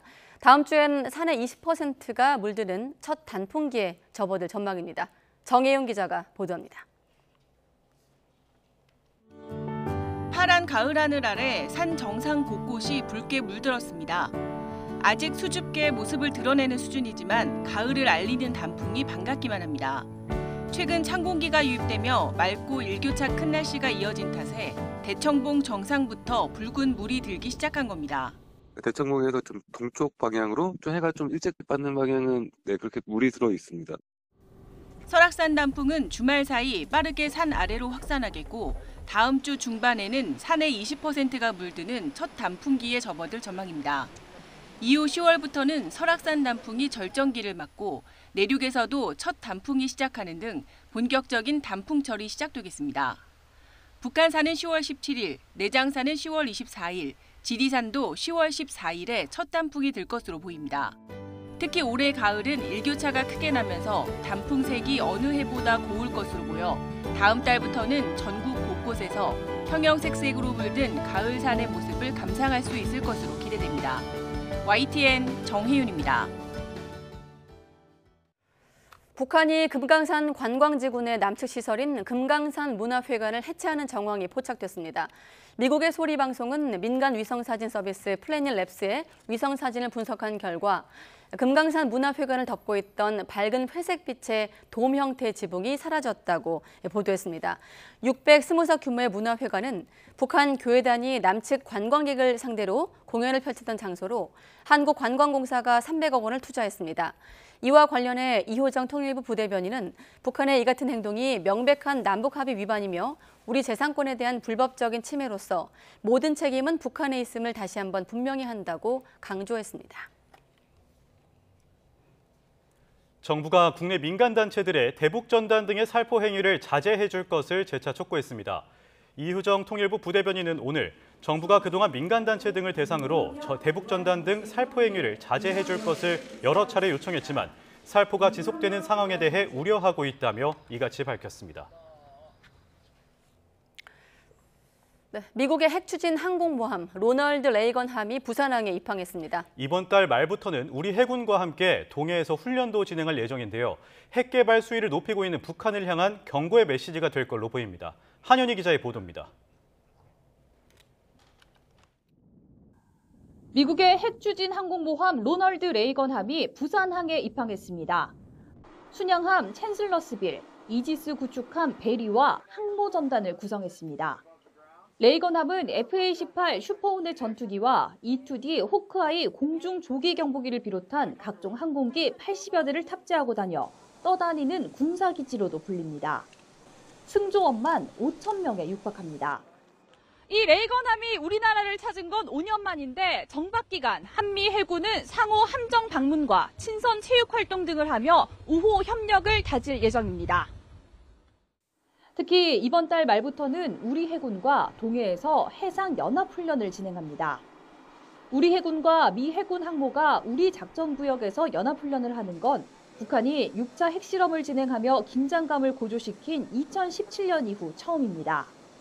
최근 핵무력 정책법을 채택하는 등 핵 도발 위협 수위를 높이고 있는 북한을 향한 강력한 경고의 메시지가 될 것으로 보입니다. Operating together, we share common security interests, and we look to stand by each other wherever and whenever required when those security interests are challenged. 대한민국 해군과 미 해군은 우호를 더욱더 증진하고 그리고 연합 방위 태세를 더 한층 높이는 데 최선을 다할 예정입니다. 우리 해군은 이번 항모 방문과 훈련은 군사 대비 태세 강화는 물론 한반도 평화와 안정을 위한 한미동맹의 굳건한 의지를 보여주는 것이라고 의미를 부여했습니다. YTN 한현입니다. 유엔 총회가 열리고 있는 뉴욕에서 한미일 외교장관이 만나 대북 문제와 3국 공조 방안을 논의했습니다. 세 나라는 북한의 핵무력 법제화에 우려를 표시하고 7차 핵실험을 강행할 경우 단호하게 대응하기로 뜻을 모았습니다. 워싱턴에서 권준기 특파원입니다. 한미일 외교수장이 인도네시아 G20 회의 이후 2달여 만에 다시 한자리에 모였습니다. 회의에 앞서 블링컨 미 국무장관은 한미일 세 나라 협력을 강조했습니다. 각각 양자 형식으로 협력할 때보다 3국이 공조하면 더 효과적이라는 겁니다. For the United States, this trilateral partnership matters. It makes a difference, and I think we can see that in the work that we're doing together. 1시간가량 이어진 한미일 외교장관 회담에서 핵심 이슈는 역시 북한이었습니다. 3국 외교장관은 공동 성명을 통해 무엇보다 북한이 7차 핵실험에 나설 경우 강력하고 단호하게 대응하겠다고 밝혔습니다. 이어 북한이 핵무력 법제화에 나서며 긴장을 고조시키는 것에도 심각한 우려를 표명했습니다. 한반도 비핵화라는 목표 달성을 위해 함께 노력하는 것이 중요하다며 북한이 수차례 탄도미사일을 발사한 것을 규탄한다는 입장도 재확인했습니다. 박 장관은 회담이 끝난 뒤 전날 한일 정상의 회동에 대한 질문에 여러 가지로 의미가 있었고 한일 관계 개선을 위해 좋은 계기가 됐다는 평가가 있다고 답했습니다. 바이든 대통령과 만난 뒤 윤석열 대통령의 발언 논란과 관련해 해명할 기회가 있었는지에 대해선 대변인이 설명을 다 한 것 같다며 언급을 피했습니다. 최근 미국은 한미일 삼각공조를 어느 때보다 강조하고 있습니다. 대북 이슈를 비롯한 안보 문제뿐 아니라 경제, 환경, 인권 문제 등에서도 3국 협력을 내세우면서 앞으로 한미일 세 나라가 한 테이블에 마주 앉는 일은 더 잦아질 것으로 전망됩니다. 워싱턴에서 YTN 권윤기입니다.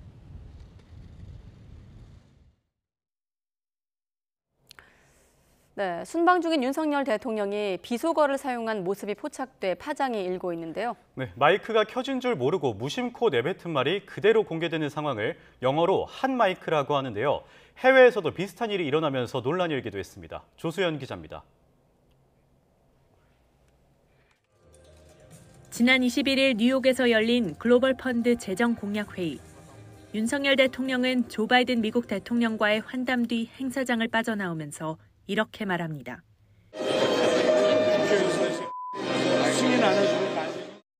대통령의 비속어가 해외 언론에도 보도되면서 파장이 커지자 박진 외교부 장관은 미국과 상관없는 발언이었다며 정치적 논란이 돼 유감스럽다는 입장을 밝혔습니다. 이처럼 마이크가 켜진 줄 모르는 상태에서 한 사담이 노출될 때를 한 마이크라고 하는데 외국 정상들도 한 마이크 때문에 곤혹을 치른 적이 있습니다. 바이든 대통령은 지난 1월 기자회견장에서 인플레이션에 대한 질문이 나오자 혼잣말로 거친 표현을 내뱉었습니다. 올해 6월 G7 정상회의에서는 마크롱 프랑스 대통령이 바이든 대통령에게 사우디아라비아의 증산 능력을 언급한 귓속말이 노출되며 국제 유가가 급등한 일도 있었습니다. 트럼프 전 미국 대통령은 한 마이크가 아닌 공식석상에서 비속어를 사용해 논란이 일기도 했습니다. When somebody disrespects our flag, to say get that son of a off the field right now, out, he's fired. He's fired. 이런 가운데 이번 유엔 총회를 계기로 한담과 회담을 둘러싼 논란도 일었습니다. 정부는 한일, 한미 정상회담이 열린다고 사전에 알렸지만 정식 회담이 불발된 겁니다. 특히 짧은 시간 환담에 머문 한미 정상 간 만남은 바이든 대통령의 일정 축소로 플랜 B가 작동한 것으로 전해졌습니다. YTN 조수연입니다. 네, 러시아 푸틴 대통령이 예비군 30만 명 동원령을 내렸죠. 그리고 이 동원령이 나온 지 하루 만에 러시아는 전국 각지에서 징집을 시작했습니다. 당초 발표와 달리 대학생은 물론 군입대 경력이 없는 사람까지 영장이 나왔습니다. 강성훈 기자의 보도입니다. 러시아 극동지방의 네륜그리라는 도시의 큰 체육관 앞에 사람들이 모여들고 있습니다. 동원령에 따라 징집영장을 받은 남성들입니다. 연인이나 가족을 전쟁터로 보내야 하는 사람들은 좀처럼 손을 놓지 못하고 있습니다. 러시아 정부의 발표와 달리 대학생도 징집영장을 받았습니다. 당국은 오전에 징집영장을 발부하고 오후 3시까지 입영버스를 타라고 지시했습니다. Я не ожидал, что прям сегодня придет всех, потому что мне ничего утром не сказали, мне вот дали повестку, вот 3 часа явиться сюда. 애써 여유를 보이는 사람도 있지만 곳곳이 눈물바다입니다. 제대로 설명도 못 듣고 단 몇 시간 만에 아들을 보내야 하는 부모들은 당국을 원망했습니다. Потому что по приказу президента студентов был указ не брать, а такое, что случилось, не объяснили людям и забрали даже без объяснений, это неправильно. IT나 의료 등 특정 분야에 전문성이 있는 젊은이들이 우선 징집 대상이 된 것으로 보입니다. Я никогда не служил воинских, не проходил срочную службу, не имею военных специальностей, не имею военной кафедры. Показания здоровья с момента получения воинской. 러시아 당국은 하루 사이에 10,000명이 입대를 자원했다고 밝혔습니다. 하지만 평화로웠던 고향을 떠나 전선으로 출발하는 사람들의 얼굴엔 착잡함과 불안감이 묻어 있습니다. YTN 강성웅입니다. 국제사회는 러시아의 군 동원령과 전쟁 범죄 의혹을 규탄하며 침공 중단을 촉구했습니다. 하지만 러시아는 전쟁 범죄를 저지른 쪽은 우크라이나라며 적반하장식 태도를 보였습니다. 김선희 기자의 보도입니다. 유엔 안전보장이사회에 참석한 각국 대표들은 러시아를 한 목소리로 비난했습니다. 토니 블링컨 미 국무장관은 우크라이나에서 전쟁 범죄를 목격했다며 러시아에 책임을 물어야 한다고 강조했습니다. 최근 푸틴 대통령이 예비군 동원령과 함께 핵무기 사용 가능성까지 언급한 것도 즉각 중단해야 한다고 압박했습니다. Every council member should send a clear message that these reckless nuclear threats must stop immediately. 안보리 순회 의장국인 프랑스의 카트린 콜로나 외교장관도 정의 없이는 평화도 없다며 이번 전쟁의 책임 규명을 촉구했습니다. 안토니우 구테우스 유엔 사무총장 역시 즉결 처형, 성폭력, 고문 등 잔혹한 전쟁 범죄를 열거하며 철저히 조사해야 한다고 강조했습니다. All these allegations must be thoroughly investigated to ensure accountability. Perpetrators must be held to account in fair and independent judicial proceedings, and victims and their families have a right to justice, remedy, and reparation. 반면 러시아는 전쟁 범죄를 저지른 쪽은 우크라이나라며 적반하장식 태도를 보였습니다. 오히려 미국과 동맹국들이 키이우 정권의 범죄를 덮고 있다고 주장했습니다.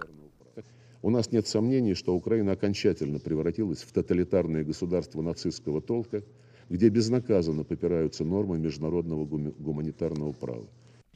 최근 러시아와 거리를 두는 듯한 태도를 보였던 중국은 전제 조건 없이 대화와 협상에 나설 것을 촉구했습니다. 인권 침해에 대한 조사는 정치화하지 말고 사실에 근거해 객관적으로 진행해야 한다며 서방과 온도차를 보였습니다. YTN 김선입니다.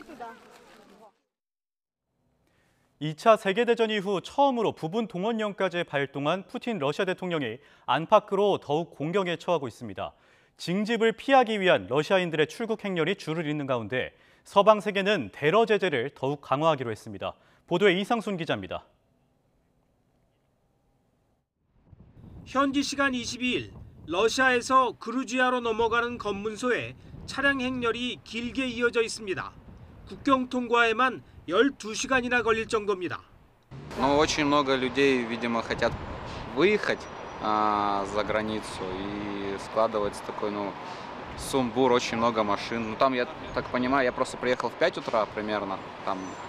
러시아와 접한 5개 유럽연합 회원국 중 유일하게 국경이 열려 있는 핀란드 쪽 검문소도 22일 오전까지 출국 차량이 크게 늘었습니다. 해외 항공편이 사실상 막힌 가운데 육로를 통한 출국 러시가 이어지면서 푸틴발 엑소더스라는 보도도 나오고 있습니다. 물론 가짜 뉴스라는 게 러시아의 입장입니다. Фейковая информация на этот счет появляется. Поэтому здесь нужно очень, скажем так, внимательно относиться к тому, чтобы не становиться жертвами просто лживой информации на этот счет. 우크라이나의 대반격으로 곤경에 처한 전쟁에선 2014년 크림반도식 합병 수법이 시도되고 있습니다. 우크라이나 동부 돈바스의 도네츠크 인민공화국 등 러시아 점령 지역 4곳에서 러시아로의 합병을 결정할 주민투표가 이번 주 실시됩니다.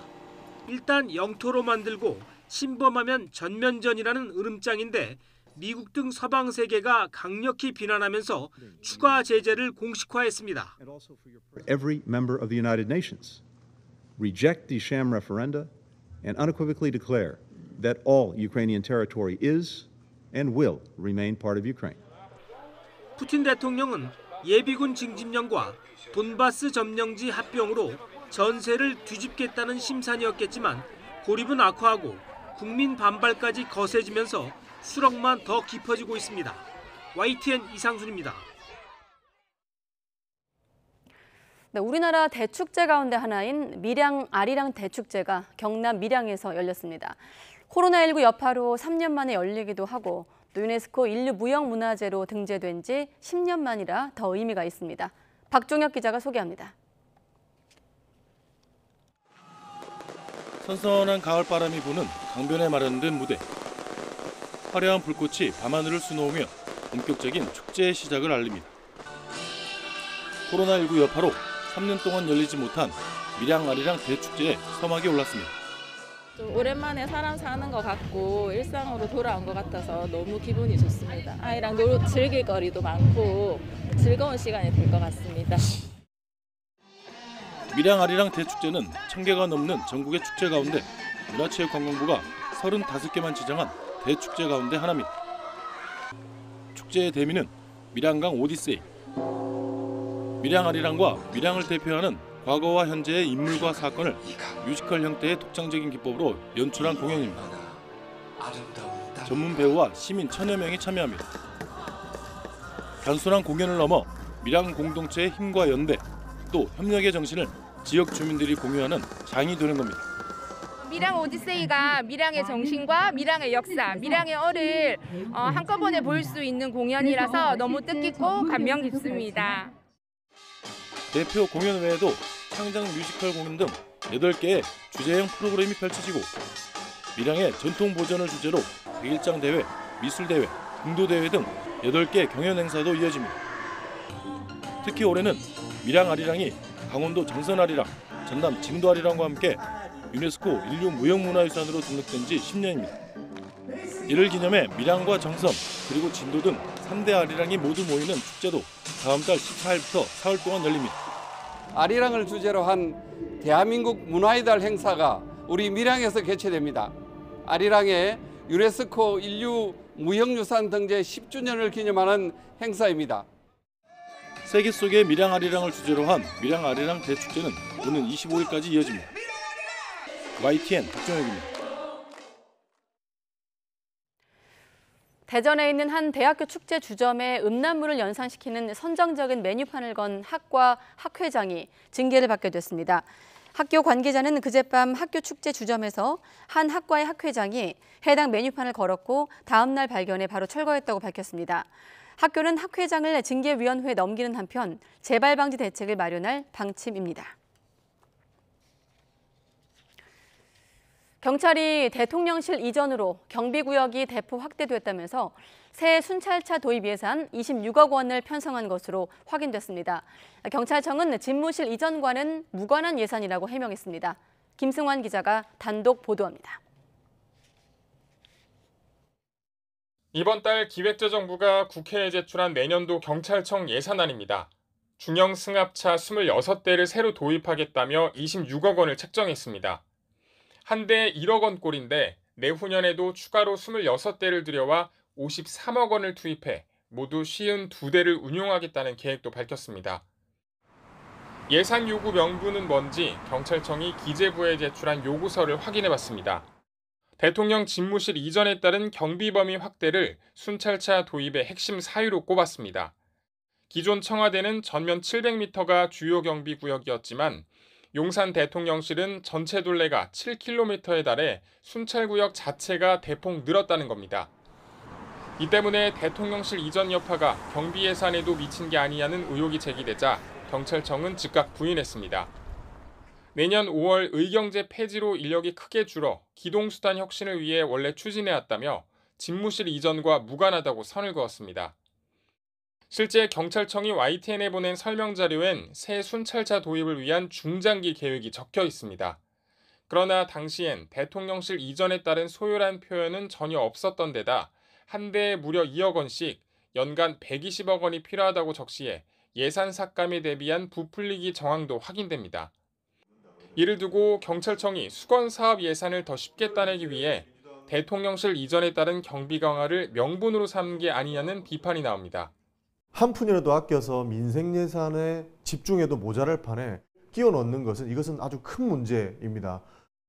영빈관 신축 방침 철회 이후에도 거듭된 추가 비용 논란에 끼워 넣기 예산 논란까지 대통령실 이전을 둘러싼 혼란은 계속되는 모양새입니다. YTN 김승환입니다. 재활용 촉진을 위해 도입된 일회용 컵 보증금제가 오는 12월 2일부터 제주와 세종에서 우선 시행됩니다. 먼저 소비자에게는 보증금제 대상 매장에서 테이크아웃용 다회용 컵 사용 시 자체적으로 제공하는 할인 혜택에 버금가는 탄소 중립 실천 포인트가 추가로 제공됩니다. 또 보증금제 적용 매장에는 라벨비와 보증금 카드 수수료, 표준 용기에 대한 처리 지원금 등 제도 이행에 드는 비용과 함께 라벨 부착을 돕기 위한 보조 도구와 일회용 컵 간이 회수 지원기 구매도 지원됩니다. 네, 달빛 아래 가을밤의 정취를 느낄 수 있는 정동 야행 행사가 3년 만에 돌아왔습니다. 오늘부터 내일까지 정동 야행이 열리는 이틀간 덕수궁과 박물관, 또 미술관 등을 야간에 관람할 수 있으며 돌담길에서 다양한 공연도 만나볼 수 있다고 합니다. 차유정 기자가 소개합니다. 정동에 있는 영국 대사관입니다. 정원과 대사관저, 직원들이 이용하는 대사관의 술집까지. 평소에는 볼 수 없는 영국 대사관 모습이 정동 야행 행사에서 짧게 공개됐습니다. 이 건물 안에 사실 저희 대사관의 역사를 반영하는 그 방이 있는데 또 이 건물 안에 들어가면 저희 그 큰 행사장이 있는데 거기 에스턴 홀이라고 해요. 코로나로 중단됐던 정동 야행이 3년 만에 다시 열렸습니다. 작은 동네인 정동에는 덕수궁과 이화박물관, 구러시아 공사관 등 우리나라 근대 문화유산이 몰려 있습니다. 바람 불어오는 가을밤에 근대 문화재와 대사관, 박물관 등을 야간에 둘러볼 수 있는 게 행사의 백미입니다.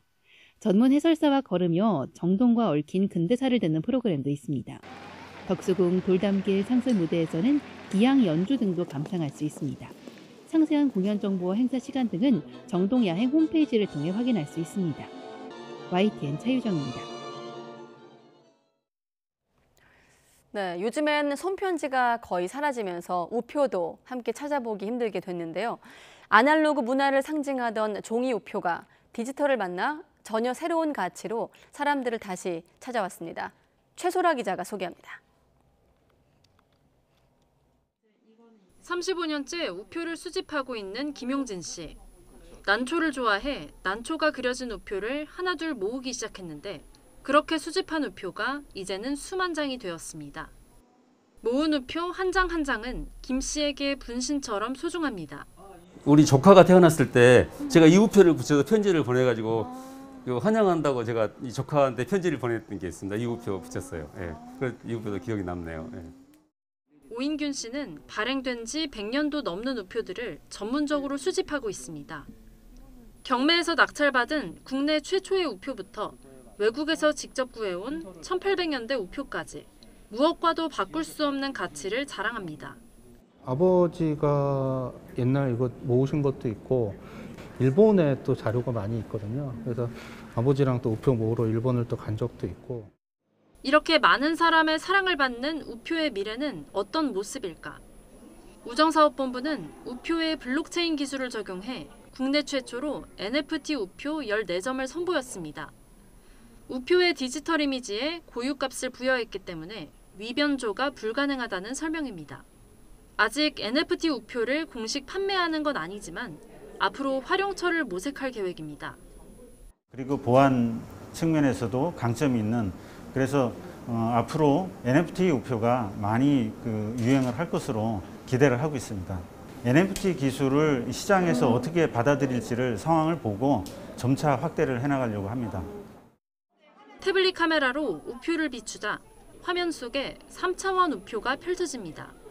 실제 환경에 가상 환경을 더딥혀 보여주는 증강현실 기술이 적용된 덕분입니다. 얇은 NFC 칩이 내장돼 스마트폰을 대면 목소리가 재생되는 우표도 있습니다. 넌 언제나 잘하고 있고 누가 뭐라고 해도 항상 소중한 사람이야. 알지? 이번 전시회는 서울 우표 박물관에서뿐 아니라 가상현실 세계인 메타버스에서도 진행됩니다. 첨단 과학기술과 만난 우표의 모습을 미리 엿볼 수 있는 대한민국 우표 전시회는 다음 달 20일까지 계속됩니다. YTN 사이언스 최소라입니다. 네, 미국 연준의 기준금리 인상 쇼크가 이틀째 이어졌습니다. 코스피는 2개월여 만에 2,300선 아래로 내려가면서 연중 최저치를 기록했고 환율은 보합세를 보였습니다. 박병환 기자입니다. 미 연준의 세 번째 0.75%포인트 금리 인상 소식이 전해진 다음 날 주식 시황판은 주가 하락을 알리는 파란색 일색입니다. 코스피는 전날보다 42.31포인트, 1.81% 내린 2290.00에 마감했습니다. 종가 기준 코스피가 2300선 밑으로 내려간 것은 지난 7월 6일 이후 2개월여 만에 처음이며 연중 최저치입니다. 코스닥은 22.05포인트, 2.93% 내린 729.36의 거래를 마쳤습니다. 미 연준이 매파적인 스탠스를 나타냄에 따라서 달러 강세가 심화가 됐고 그에 따른 금리 급등 부담에 우리나라 같은 경우도 환율이 1,400원을 돌파하는 등 외국인 수급에 좀 어느 정도 부담으로 작용을 했다라고. 환율은 전날보다 0.4원 내렸지만 이틀째 1,400원대를 유지했습니다. 다음 달 한국은행 금통위의 0.5%포인트 금리 인상이 불가피해 보입니다. 이에 따라 이른바 영끌로 대출받은 청년층의 이자 부담이 심각할 것으로 보입니다. 물가 상승과 자본 유출을 막기 위해 큰 걸음으로 앞서가는 미 연준의 금리를 뒤따라가야만 하는 한은 하지만 경기 침체와 취약계층의 이자 부담 증가로 금리 인상 폭과 시기를 어떻게 정해야 할지 고심하고 있습니다. YTN 박병환입니다. 네, 엔화 가치도 끝모르고 추락하자 일본 정부와 일본 은행까지 나서서 달러를 팔고 엔화를 사들였습니다. 기시다 총리는 30년간 이런 엔전은 없었다며 위기감을 드러냈지만 지금의 금융 완화 정책을 고선은 한 대응은 한계에 부딪힐 수밖에 없는 상황입니다. 도쿄에서 이경화 특파원의 보도입니다. 미국 뉴욕 증권거래소를 찾은 기시다 일본 총리. 다음 달 11일부터 외국인 무비자 입국을 재개하고 하루 입국자 수 제한도 없앤다고 발표했습니다. 지금의 엔저를 기회로 관광객을 늘려 국내 경기를 살려보겠다는 겁니다. 기시다 총리는 엔화 가치가 추락하는 데 대해 투기에 의한 과도한 변동은 용인할 수 없다며 강한 위기감을 드러냈습니다. 1年で30円以上円安が動いたのは過去30年間なかったことです。過度な変動に対してはこれは断固として必要な対応を取りたいと。 심리적 지지선이던 달러당 145엔대가 깨지자 일본 정부와 중앙은행은 결국 시장 개입에 나섰습니다. 엔화 추락을 막기 위해 24년 만에 엔화를 사들이고 달러를 판 겁니다. 일본이 독자적으로 실시한 시장 개입 규모는 10조 원 단위라고 니혼게이자이 신문은 전했습니다. 하지만 효과에는 한계가 있다는 시각이 많습니다. 미국의 이딴 금리 인상으로 엔화를 팔아 달러에 투자하는 움직임이 강해지고 있지만 일본은 마이너스 금리를 고수하고 있기 때문입니다. 金融緩和を当面続けるということには全く変わりありませんので、当面ですね、金利を引き上げるというようなことはないと。 일본은행은 경기 회복과 임금 인상이 충분하지 않다며 추가 금융 완화도 고려하겠다는 입장입니다. 시장 상황과 금융 정책의 모순 속에서 엔화 가치는 앞으로 더 떨어질 수 있다는 경고도 나오고 있습니다. 도쿄에서 YTN 이경아입니다.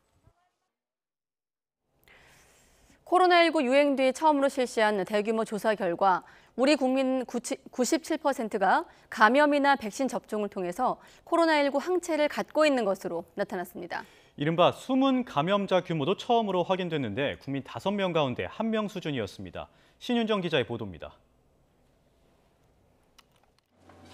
5살 이상 국민 9,900여 명을 대상으로 대규모 혈액 조사를 실시했더니 97.38%가 코로나19 항체를 보유하고 있는 것으로 나타났습니다. 감염이나 백신 접종으로 항체가 생긴 건데 지난 4월 국민 1,600여 명을 대상으로 한 조사 때보다 더 높아졌습니다. 오미크론 변이가 유행하며 감염자가 늘고 백신 접종률도 높아지면서 국민 대다수가 면역을 얻게 된 것으로 풀이됩니다.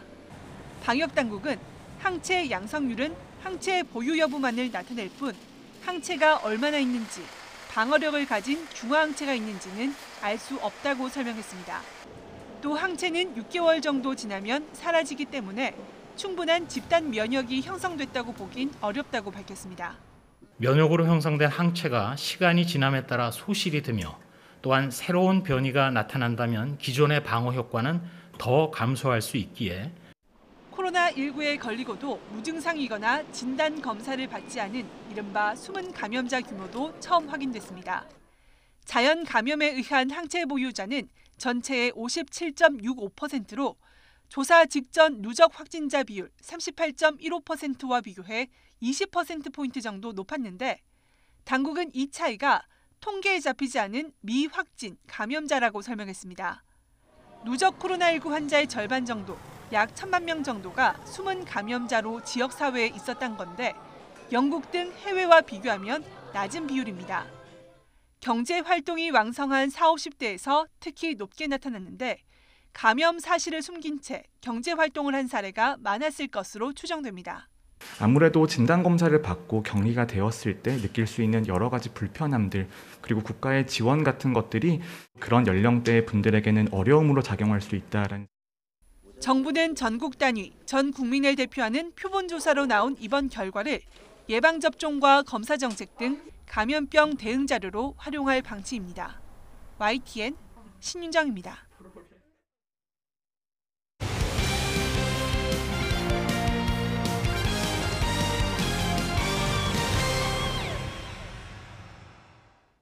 스포츠 소식입니다. 벤투 감독이 이끄는 축구대표팀이 잠시 후 북중미의 강호 코스타리카와 평가전을 치릅니다. 월드컵 개막을 2달 남겨놓고 치르는 최종 점검의 무대입니다. 취재기자 연결합니다. 허재원 기자. 네, 스포츠부입니다. 네, 축구대표팀의 핵심 선수들이 빠짐없이 모두 모이는데 이런 건 정말 오랜만이죠? 네, 지난 3월 월드컵 아시아 최종 예선 이후 6달 만에 그야말로 베스트 멤버가 모두 모였습니다. 손흥민과 김민재를 비롯해 황희찬과 황의조, 이재성과 황인범까지 유럽파들이 모두 소집됐고 스페인 마요르카의 이강인도 1년 반 만에 대표팀에 복귀했습니다. 핵심 선수들 모두 부상도 없고 사흘간의 소집 훈련을 통해서 컨디션도 잘 유지하고 있습니다. 무엇보다 손흥민 선수가 해트트릭을 기록하고 대표팀에 합류해서 분위기가 최고조에 달해 있고 수비의 핵 김민재 선수도 이탈리아 리그에 성공적으로 적응하면서 경기 감각을 끌어올린 상황입니다. 벤투 감독이 앞서 이번 2차례 평가전에서는 조금 색다른 전술을 펼쳐 보이겠다고 했는데요. 월드컵 본선에 앞서 유럽파가 합류할 수 있는 마지막 기회이기 때문에 이번 2연전을 통해 월드컵 최종 엔트리를 사실상 확정할 예정입니다. 네, 오늘 우리가 상대하는 코스타리카, 우리 조직력을 가다듬기 나쁘지 않은 상대다라는 평가가 있는데 어떤가요? 네, 코스타리카는 치열한 북중미 지역 예선의 관문을 뚫고 2014년부터 3회 연속 월드컵 본선에 진출한 강팀입니다. 피파 랭킹은 28위인 우리나라보다 6계단 낮은 34위고 상대 전적도 우리가 4승 2무 3패로 근소하게 앞서지만 전력은 백중세라고 볼 수 있습니다. 우리 대표팀으로서는 그동안 허점을 노출했던 수비 조직력을 가다듬는 게 최우선 과제인데요. 벤투 감독의 빌드업 축구의 핵심인 김민재 선수가 복귀했기 때문에 이번 경기를 통해서 우리 대표팀의 월드컵 본선 경쟁력도 가늠해 볼 수 있을 것으로 기대됩니다. 지금까지 YTN 허정원입니다. 네, 프로야구 소식입니다. 영원한 4번 타자 이대호의 은퇴 투어가 마무리됐습니다. 가을 야구를 위한 마지막 한 자리를 두고 중위권 팀들은 총력전을 펼치고 있습니다. 이지은 기자입니다. 이대호의 마지막 은퇴 투어인 LG전. 조선의 4번 타자의 등장에 팬들은 한마음으로 이름을 외칩니다.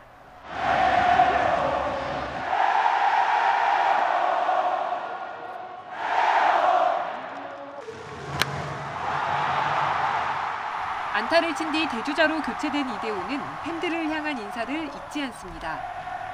가을 야구가 멀어지는 것 같던 롯데의 희망의 불씨를 되살리고 은퇴를 앞뒀다고는 믿기 어려운 활약을 펼치는 팀의 맏형. 9개 구단은 저마다의 의미를 담은 선물로 이대호에게 작별 인사를 전했습니다. 마지막까지 한타석 소중하게 생각하고 좋은 모습으로 은퇴하겠습니다. 가을 야구 마지막 한 자리의 주인공은 아직 알 수 없습니다. 5위 기아가 9연패 수렁에 빠진 사이 6위 NC가 1.5경기 차이로 따라붙은 상황. 기아와 NC가 만나는 운명의 3연전 첫날에는 기아 에이스 양현종이 팀을 구하며 한숨을 돌렸습니다. 하지만 7위 롯데와 8위 삼성도 바짝 뒤쫓고 있어 마지막에 웃는 팀이 누가 될지는 안개 속입니다.